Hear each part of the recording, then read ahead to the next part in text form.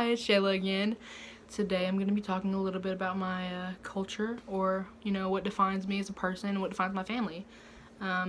Growing up, I did not identify with my parents' religions at all. My dad being a Christian man, my mom being a Jewish woman.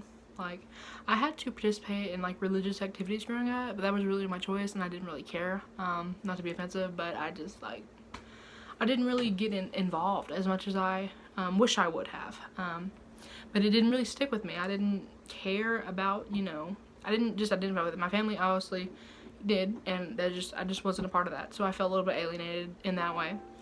And I also grew up, I'm a white person, obviously, very pale. I don't have any roots. Like, I probably do. I just don't know about them. I think my dad's like German or something, but like I don't know. So it was kind of, I never really had a culture per se, right? And I didn't really have anything to identify with, aggressively.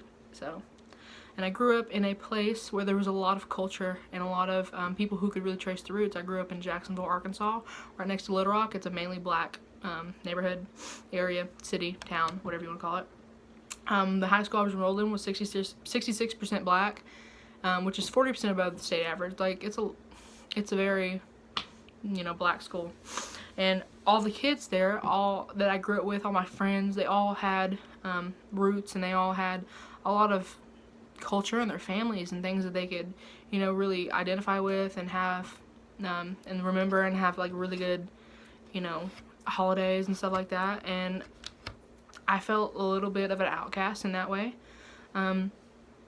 but I have actually realized as I've gotten older that my family is all about food, which sounds kind of stupid. I know it's not technically a cultural artifact, but it's like the biggest thing in my family that I can feel like is part of my culture.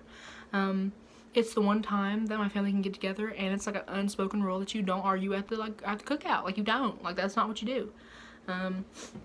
It's a time where we all have good food and we all get together and talk, and all the Facebook drama that is very prominent in my family is just kind of put on the back burner.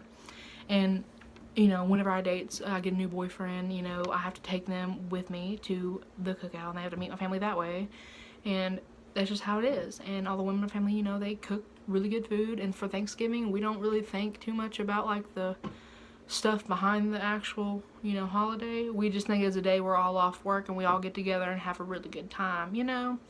So I think it's a big part of my family, what defines me. And it is actually good that I had to do this assignment, because I had to like really delve deep into what I think my culture would even be.